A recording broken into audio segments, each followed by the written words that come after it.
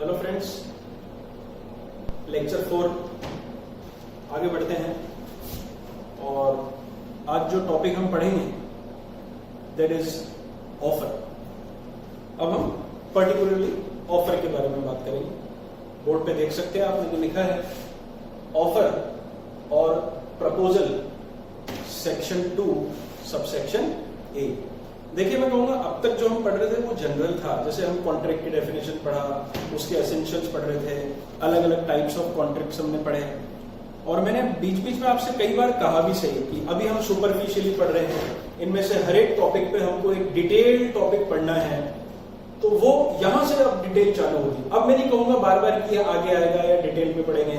अब सब कुछ हमें बहुत स्पेसिफिक वे में पढ़ना है। तो चलिए शुरू करते हैं टॉपिक ऑफर और प्रपोजल सेक्शन 2 सबसेक्शन ए। बच्चों, मैंने इसकी डेफिनेशन लिखी है, ये पूरी इसकी डेफिनेशन है, लेकिन मैं चाहता हूं कि आप भी इस बात को समझें कि जब भी हम कोई डेफिनेशन लिखें उसको तोड़ के ब्रेकअप करके लिखें, ताकि आप अंडरस्टैंड भी उसे अच्छे से कर पाए और वो आपको याद भी रहे, आप उसे रिटेन भी कर पाए। तो देखिए, what is an offer as per contract act section 2A। Offer क्या है? When one person signifies to another. एक एक वर्ड पे अब आपको ध्यान देना है। When one person लिखा है सिग्निफाइज। सिग्निफाइज मतलब एक्सप्रेस करना, जताना, बताना। किसे? To another. तो बच्चों, ये बात तो मैं आपको पहले ही बता चुका हूं कि कोई भी कॉन्ट्रैक्ट होने के लिए कम से कम 2 लोगों के होने की आवश्यकता है। मैं अगर अपनी कोई चीज बेचना चाह रहा हूं तो आपको ही तो बेचूंगा, इसलिए यहां पर लिखा है वन टू अनदर। एक व्यक्ति दूसरे को कर रहा है। क्या कर रहा है? सिग्निफाई। सिग्निफाई मतलब एक्सप्रेस करना। बॉस, क्या एक्सप्रेस करना? आगे लिखा है हिज विलिंगनेस। बड़ी इंपॉर्टेंट बातें हैं दोनों, आगे इसी पे अपन डिटेल में चर्चा करेंगे। When one person to another, एक व्यक्ति दूसरे को क्या कर रहा है? सिग्निफाई कर रहा है। क्या सिग्निफाई कर रहा है? हिज विलिंगनेस, उसकी इच्छा, मेरी इच्छा। भाई, क्या इच्छा? टू डू और to abstain from doing anything. समझेंगे इस बात को? किसी काम को करना या नहीं करना। एब्सटेन मतलब नॉट टू डू, नहीं करना। डू तो मैं आपके लिए, एब्सटेन का मतलब not to do. Abstain, ABSTEIN, abstain, not to do. मेरी इच्छा है, मैं आपको ऑफर कर रहा हूं, अपनी विलिंगनेस आपको बता रहा हूं, या तो किसी काम को करने के लिए या किसी काम को नहीं करने के लिए। टू डू और नॉट टू डू, यहीं पे समझा देता हूं आपको। मैं चाहता हूं कि आप अपना मोबाइल मुझे बेच दें, तो मैंने आपसे कहा क्या आप अपना मोबाइल मुझे बेचेंगे या क्या आप मेरी घड़ी मुझसे खरीदेंगे? तो मैं आपको ऑफर कर रहा हूं, अपनी विलिंगनेस बता रहा हूं किसी काम को करने के लिए, टू डू समथिंग, कि आप मेरा मोबाइल खरीद लीजिए, आप मेरी घड़ी खरीद लीजिए, आप हमारी कोचिंग ज्वाइन कर लीजिए। To do something, fine. मान लीजिए मैं आपका पड़ोसी हूं, या दूसरा एग्जांपल लेते हैं कि मैंने गलती से आपकी गाड़ी को एक्सीडेंट कर दिया, ठोक दिया, आपकी गाड़ी डैमेज हो गई। अब मैं आपसे रिक्वेस्ट कर रहा हूं कि भाई आप मुझ पर कोर्ट केस मत कीजिए, आपकी गाड़ी में जो भी नुकसान हुआ है, डैमेज होता है, वो मैं कॉम्पेंसेट करने के लिए तैयार हूं। तो मैं आपको 10,000 रुपए देता हूं, लेकिन आप एडजस्ट कर लो, मुझ पर कोर्ट केस मत करो। Now I am offering you not to do something, किसी काम को नहीं करने के लिए। समझ गए?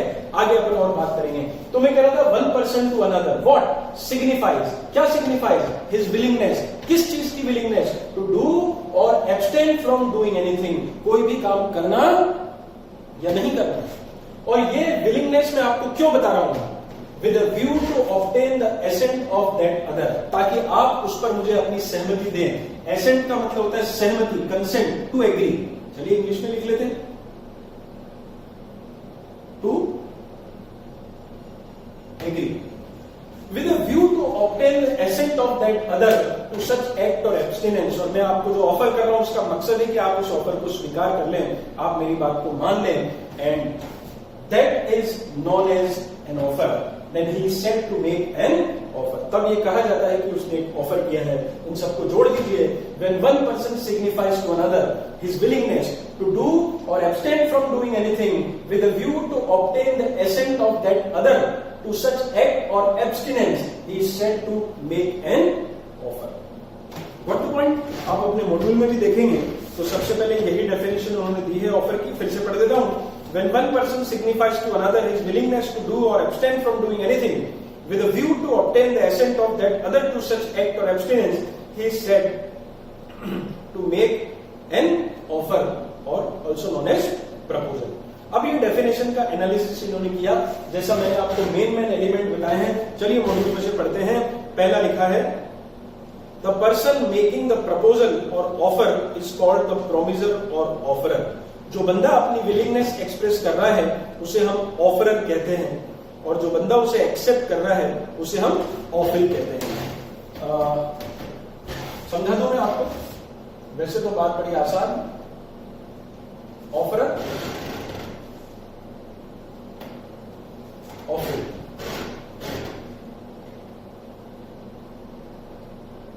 Promisor, promisor.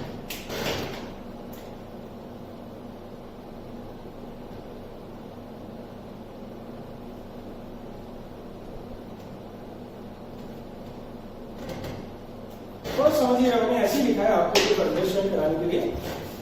जब मैं आपके सामने कोई ऑफर रखता हूं, will you purchase my response for ₹20,000, तो अभी मैंने ऑफर किया, आपने उसे एक्सेप्ट नहीं किया है, तो I am offerer and you are offering. I am offerer and you are offering, but as soon as you accept my offer, जैसे ही आप मेरा ऑफर एक्सेप्ट कर लेते हैं, आप बोलते हैं yes sir I am ready to purchase your response for ₹20,000, अभी हमारा नाम बदल सकता है. Now the offerer is known as promisor and offer is known as promisor. तो एक्सेप्टेंस से पहले ऑफरर और ऑफरिंग टर्म हम काम में लेते हैं, और एक्सेप्ट हो जाने के बाद मैंने आपको एक दिन बताया था कि ऑफर जब एक्सेप्ट हो जाता है तो वो प्रॉमिस बन जाता है. Because as soon as you accept my offer we both are under a promise, हम एक प्रॉमिस में बंध जाते हैं. तो एक्सेप्टेंस से पहले उसे ऑफरर और ऑफरी कहते हैं, और एक्सेप्टेंस हो जाने के बाद वही पार्टीज को हम प्रोमिसर और प्रोमिसी कहते हैं. ठीक है, यही पहली बात आपके मॉड्यूल में लिखी है. What is second point? For a valid offer the party making it must express his willingness to do or not to do something. ये भी मैं आपको बता चुका हूं, विलिंगनेस को एक्सप्रेस करना जरूरी. देखिए दोनों बातें हैं, विलिंगनेस, इच्छा. बड़ी ऑब्वियस सी बात है, अगर मैं अपनी घड़ी बेचना ही नहीं चाहता हूं तो ये खेल शुरू ही नहीं होगा. तो सबसे पहले विलिंगनेस, मेरी इच्छा होनी चाहिए. और सेकंड इंपॉर्टेंट पॉइंट, वो इच्छा बाहर निकलनी चाहिए, मेरी आप तक पहुंचनी चाहिए. mere statement of intention, mere willingness is not an offer. Getting my point? हम सब क्लास में बैठे हैं, या मैंने अपने किसी फ्रेंड से कहा यार मेरी कार बहुत पुरानी हो गई, मैं सोच रहा हूं कि ₹1,00,000 रुपए मिल जाए तो मैं उसे बेच दूं. Did I make any offer to you? क्या मैंने आपको ऑफर किया? Not at all. ठीक है, तो मैं कहना चाह रहा हूं कि सिर्फ स्टेटमेंट ऑफ इंटेंशन या विलिंगनेस ऑफर नहीं हो. सुनना ध्यान से, मैंने कहा यार मेरी कार पुरानी हो गई, मैं सोच रहा हूं ₹1,00,000 रुपए मिल जाए तो मैं उसे बेच दूं, ये ऑफर नहीं है. लेकिन फिर मैंने कहा कि are you interested in purchasing it, will you purchase it, क्या आप इसे खरीदेंगे? अब ये सिग्निफाई हो गया. थोड़ी देर पहले ये सिर्फ मेरी विलिंगनेस थी, मेरी इंटेंशन थी, लेकिन जैसे ही मैंने आपसे पूछा विल यू परचेज इट, अभी मैंने अपनी विलिंगनेस आपको सिग्निफाई कर दी, वो ऑफर कहलाएगा. Got the point? तो इसीलिए आपके मॉड्यूल में लिखा है mere expression of willingness does not constitute an offer. इसमें एग्जाम्पल भी दिया है where A tells B that he desires to marry by the end of 2017. मैं सोच रहा हूं यार इस साल के एंड तक शादी कर लूं. This is just my intention. ये मेरी विलिंगनेस है, इंटेंशन है. मैंने आप में से किसी को शादी करने का ऑफर नहीं दिया है. It cannot be constituted as an offer. समझ गए आप? ठीक है. तीसरा point, an offer can be positive as well as negative. ये मैंने आपको बता ही दिया. जब हम किसी काम को करने के लिए ऑफर करते हैं तो वो पॉजिटिव ऑफर कहलाता है, और जब हम किसी काम से दूर रहने के लिए ऑफर करते हैं, नॉट टू डू समथिंग या एनीथिंग, तो वो नेगेटिव ऑफर कहलाता है. ये भी मैं आपको एक्सप्लेन कर चुका हूं. Fourth one, the willingness must be express with the view to obtain the assent. मैं जो आपको जैसे बोल रहा हूं कि क्या आप मेरी कार ₹1,00,000 रुपए में खरीदेंगे, क्या आप मेरी घड़ी 20,000 रुपए में खरीदेंगे, व्हाट इज द पर्पस? मेरा ये एक्सप्रेस करने के पीछे मकसद क्या है कि आप उस पर मुझे अपनी सहमति दें. तो वही लिखा है कि जो आपका पर्पस है वो ये होना चाहिए कि सामने वाला बंदा आपको उस पर अपनी कंसेंट दे दे, तो ही हम उसे ऑफर कहेंगे. तो फ्रेंड्स यहाँ 4 बातें लिखी है, और हम भी डेफिनेशन से देख सकते हैं. एक बार फिर देख लेते हैं अपन. पहला पॉइंट, 1 person to another, यानी कम से कम 2 लोग होने चाहिए, दूसरी बात, signifies willingness. मियर willingness is not offer. उसे एक्सप्रेस करना, उसे जताना, उसे बताना बहुत जरूरी है। नंबर 3, ऑफर पॉजिटिव भी हो सकता है, नेगेटिव भी हो सकता है। पॉजिटिव बोले तो टू डू समथिंग, नेगेटिव बोले तो नॉट टू डू समथिंग। और आखिरी पॉइंट, मकसद क्या है, why I am offering you, ताकि आप उस पर एग्री हो जाए, आप उसे स्वीकार कर लें, आप उसे एक्सेप्ट कर लें, तब कहीं जाके वो एक वैलिड ऑफर बनता है। So am I clear? Section 2 subsection A हमने ऑफर की डेफिनेशन के बारे में बात की है कि ऑफर या प्रपोजल क्या होता है। चलिए आगे बढ़ते हैं।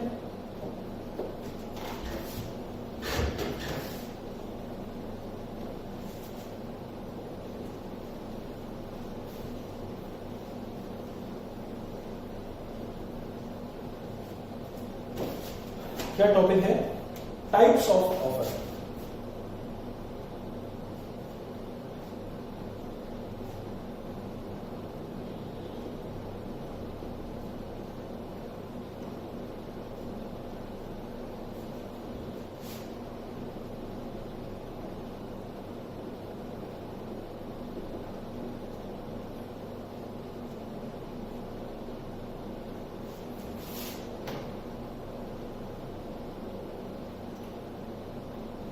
ऑफर को हम दो बेसिस पे क्लासिफाई करते हैं, on the basis of mode and on the basis of offering. Mode के बेसिस पे अगर हम बात करें तो ये बड़ा आसान है।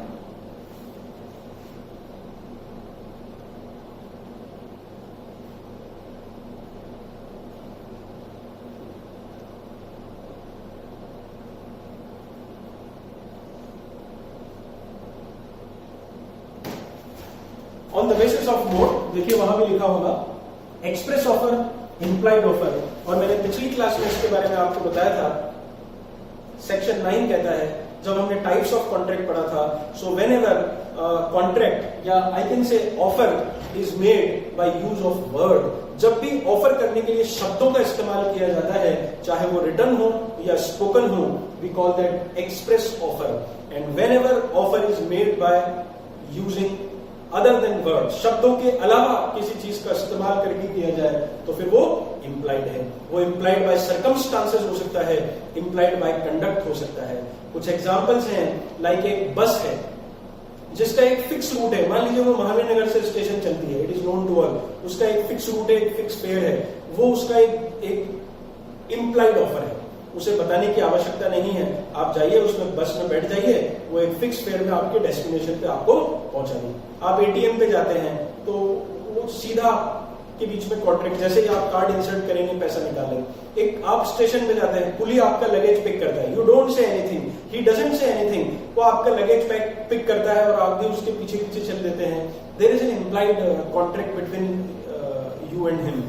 तो जहां कहीं ऑफर शब्दों के इस्तेमाल से हो तो वो एक्सप्रेस है, और यदि आपके कंडक्ट से हो, सर्कमस्टांसेस से हो, तो फिर वो इम्प्लाइड ऑफर कहलाता है। ठीक है। And on the basis of offering, किसे किया गया है, to whom the offer is made, वो फिर दो होते हैं।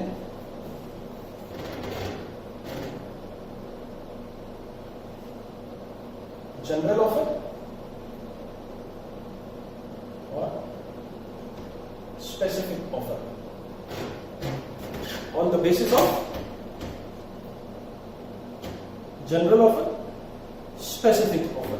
ठीक है। चलिए हम भी बात कर लेते हैं इसके, फिर मॉड्यूल में से पढ़ेंगे। General, made to whole world, public at large, made to a specific person or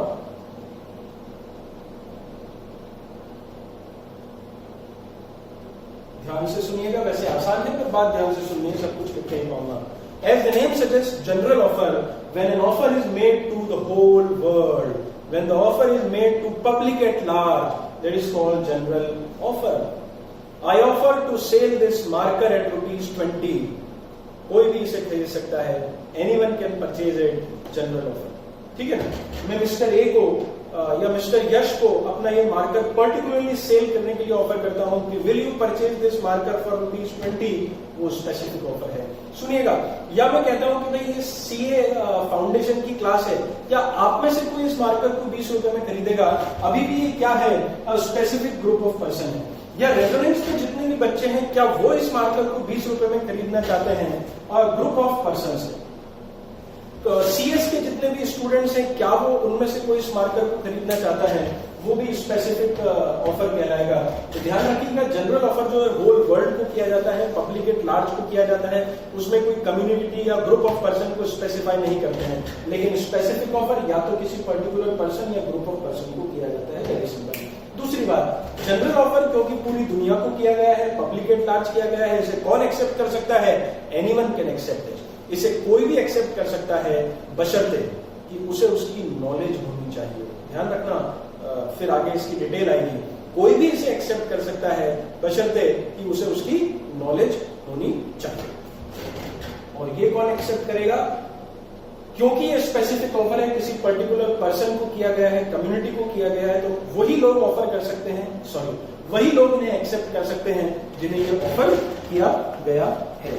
तो देखिए, अपने मॉड्यूल में सबसे पहले लिखा है general offer made to public at large, whole world, और इसलिए इसे कोई भी एक्सेप्ट कर सकता है। इसमें कोर्ट केस दिया है, Carlill versus Carbolic smoke ball company. लिख दूं?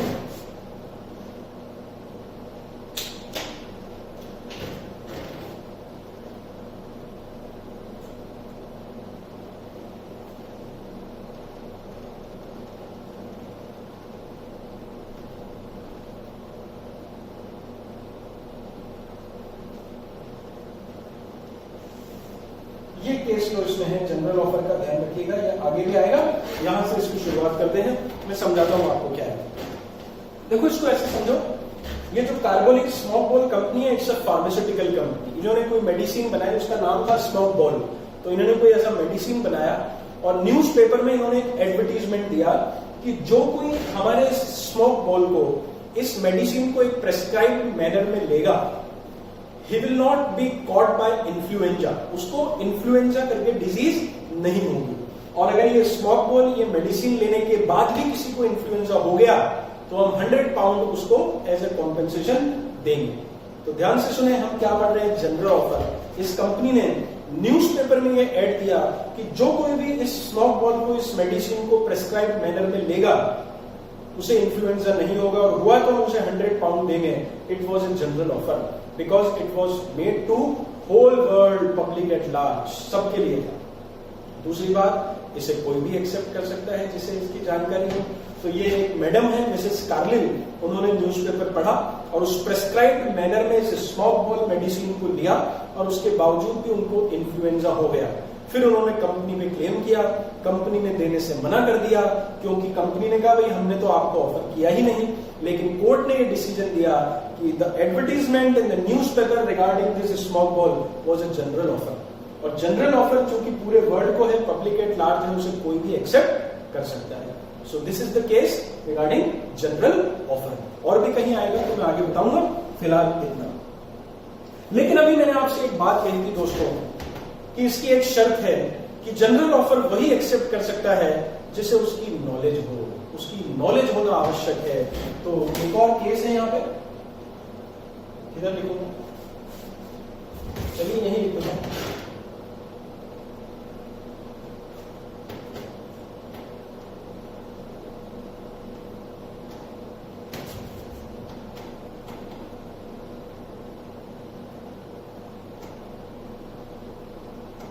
दोनों केस आपके मॉड्यूल में दिए हैं, तो मैं समझा रहा हूं, फिर आप पढ़ लेना।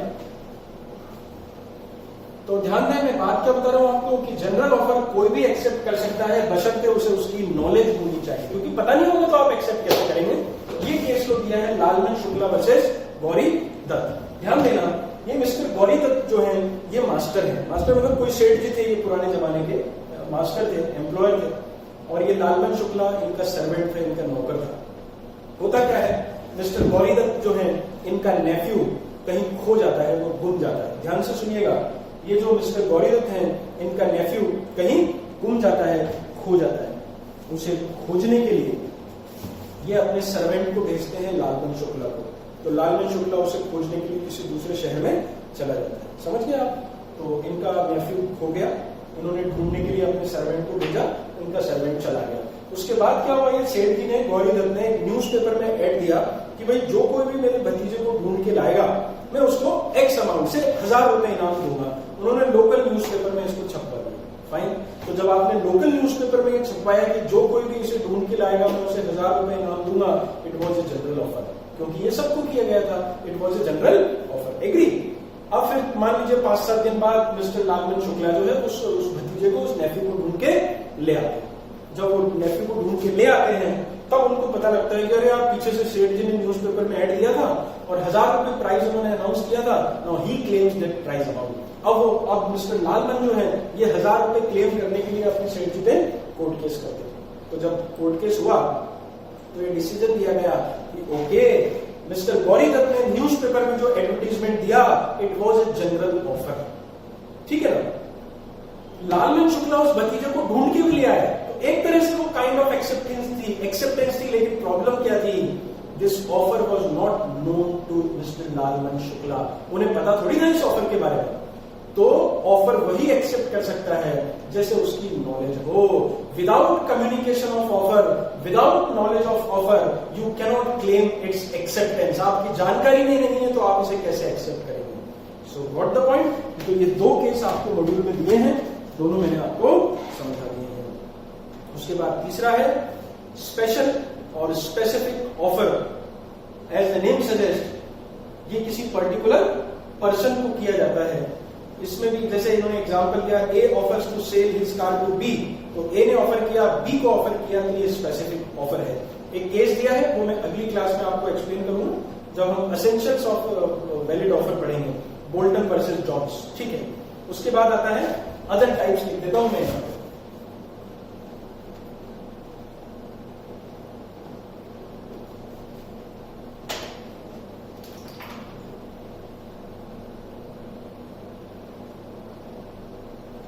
बहुत ध्यान से सुनिएगा, इंपॉर्टेंट चीजें हैं ये। नंबर 1,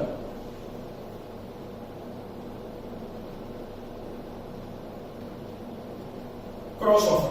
मैं पहले ही समझा दूं, पढ़ना आसान हो जाएगा। क्रॉस ऑफर का मतलब होता है 2 आइडेंटिकल ऑफर, और ये बड़ा रेयरली होता है ऐसा, लेकिन ठीक है हम तो थ्योरेटिकली पढ़ रहे हैं। मैंने इधर से अपने फ्रेंड को लेटर लिखा कि will you purchase my car for ₹1,25,000, और by chance, by the way, उसी टाइम मेरे फ्रेंड ने भी मुझे लेटर लिखा कि Venus will you sell your car at ₹1,25,000। Identical offers, एक जैसे ऑफर लेकिन अपोजिट नेचर के। यानी मैं अपनी कार उसे 1.25 लाख रुपए में बेचना चाहता हूं, वो मेरी कार 1.25 लाख रुपए में खरीदना चाहता है। मैंने इधर से ऑफर किया, उसने उधर से ऑफर किया, without knowing about each others offer. मुझे नहीं पता कि उसने भी मुझे लेटर लिखा है, उसे नहीं पता कि मैंने भी उसे लेटर लिखा है। This is called cross offer. जब 2 आइडेंटिकल और अपोजिट ऑफर एक दूसरे को क्रॉस करते हैं, एक साथ साइमल्टेनियसली दिए जाते हैं without the knowledge of each others offer, we call it cross offer. और ध्यान रखिएगा, क्रॉस ऑफर से कभी कोई बाइंडिंग कॉन्ट्रैक्ट अराइज नहीं होता है, क्योंकि offer plus offer is equal to what? हमें तो कॉन्ट्रैक्ट के लिए ऑफर और एक्सेप्टेंस चाहिए ना। तो ये बिल्कुल वैसे ही हुआ हो जैसे रामायण महाभारत में हम देखते हैं कि इधर से एक तीर आया, उधर से एक तीर आया, दोनों आपस में टकराया और बर्स्ट हो गई। तो इससे कॉन्ट्रैक्ट बर्स्ट हो जाता है, एक वैलिड कॉन्ट्रैक्ट इससे क्रिएट नहीं होता है। Cross offer. Fine. Next is counter offer.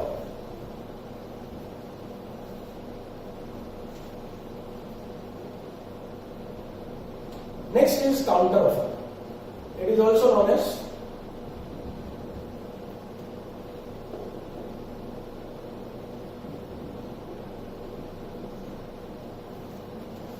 Conceptual है, इजी है, लेकिन ध्यान से सुनने की आवश्यकता है। मैंने मेरे फ्रेंड को ऑफर किया, will you purchase my car for ₹1,25,000। उसने उस लेटर को पढ़ा और मुझे लेटर लिखा, yes Venus I am ready to purchase your car for ₹1 lakh. मैंने तो ऑफर किया था 1,25,000 में बेचने का, उसने एक्सेप्ट किया कि मैं 1 लाख में खरीदने के लिए तैयार हूं। मैंने इधर से ऑफर किया, will you purchase my car for ₹1,25,000। उसने उधर से लेटर लिखा कि okay I am ready to purchase your car at ₹1,25,000, लेकिन पैसे लॉकडाउन खुलने के बाद दूंगा या दिवाली बाद दूंगा या 4 किस्तों में दूंगा। Not possible friends. आगे जाके हम पढ़ेंगे कि एक्सेप्टेंस एब्सोल्यूट और अनकंडीशनल होनी चाहिए। मैंने जैसा आपको ऑफर किया है आप उसे वैसा का वैसा ही एक्सेप्ट करेंगे। You can not modify that, you can not accept that with changes और modification. If you accept the offer by putting some condition or modification or changes, that is not an acceptance, that is called counter offer.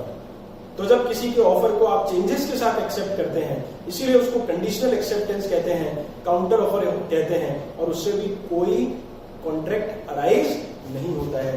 तो ध्यान रखिएगा कि cross offer और counter offer से कभी भी contract नहीं बनता है, उससे तो चीजें कैंसिल हो जाती है। वो तीर जो है ना वो कैंसिल हो जाएगा, कट हो जाएगा। Is it fine? Next is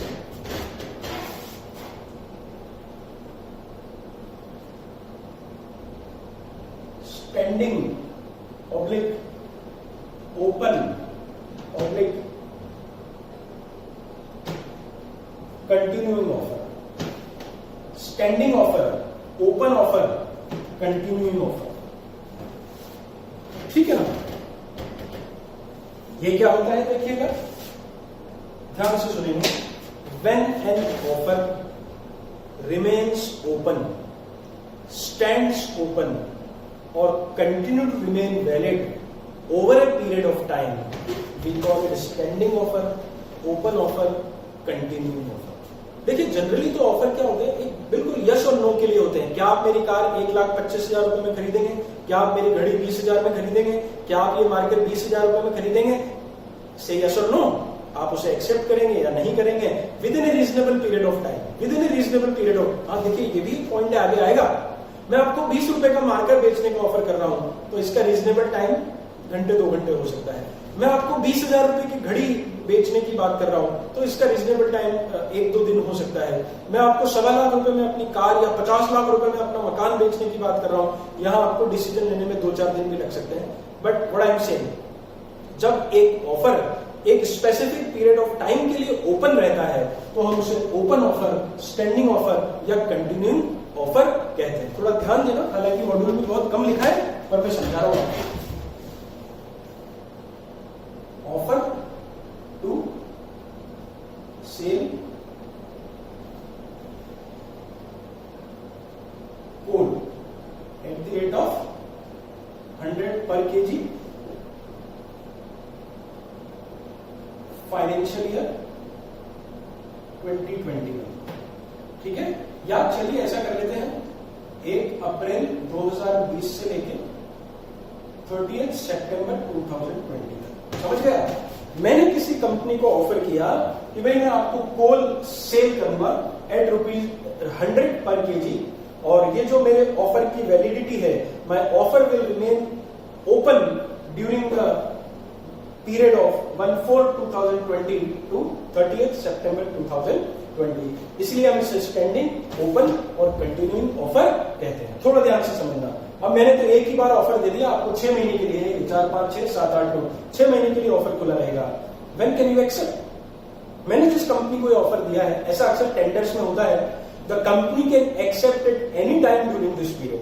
company इसे कभी भी एक्सेप्ट कर सकती है।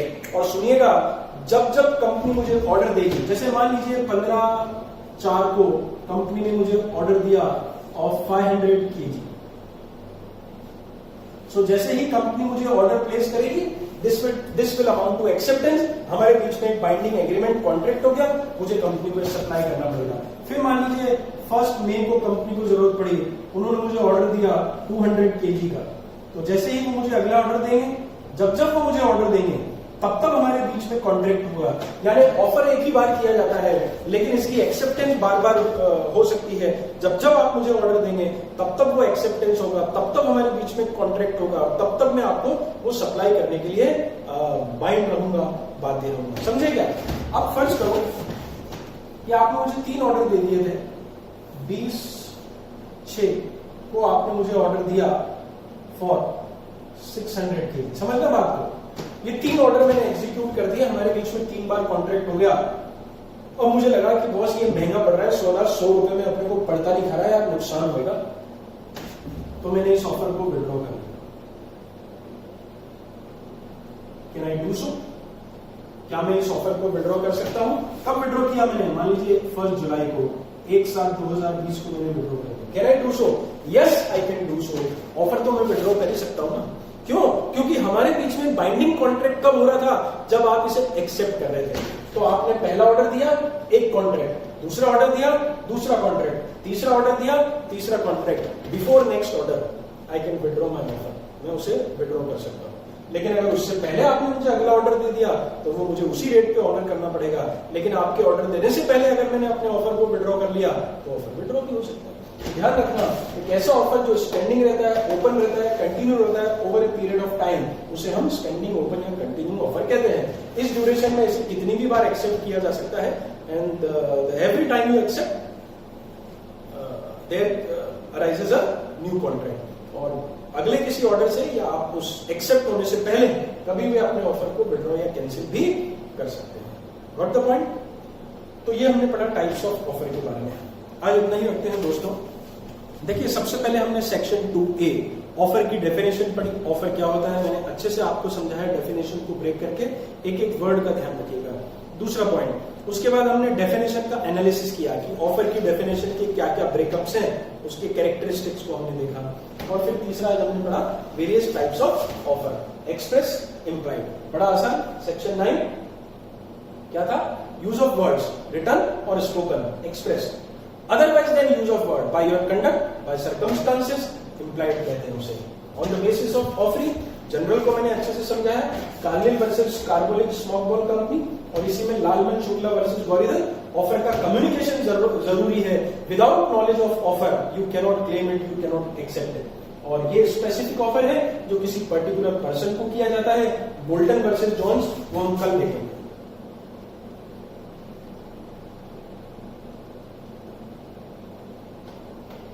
और फिर हमने पढ़ा अदर टाइप्स, ये इंपॉर्टेंट है। क्रॉस ऑफर क्या होते हैं? आइडेंटिकल होते हैं, जो एक दूसरे को एक ही टाइम पे एक्सचेंज करते हैं। काउंटर ऑफर मतलब आपने मॉडिफिकेशन के साथ उसे एक्सेप्ट किया है। और स्टैंडिंग, ओपन और कंटिन्यू ऑफर के मैंने डिटेल में आपको समझाया। ठीक है ना? इनको धीरे धीरे आप पढ़िए। जैसे ही हमारे पास एक टॉपिक इकट्ठा हो जाएगा, मतलब एक क्वांटिटी इकट्ठी हो जाएगी, फिर हम क्वेश्चंस पे भी आएंगे। हम देखेंगे कि एग्जाम में किस तरह की वो केस स्टडी और क्वेश्चन हमसे पूछ सकता है और उसके आंसर देने का मैनर क्या होगा। लेकिन एक बार हमारे पास थोड़ा मैटर इकट्ठा हो जाए, फिर हम क्वेश्चन आंसर की प्रैक्टिस पे आते हैं। आज के लिए इतना ही। Thank you.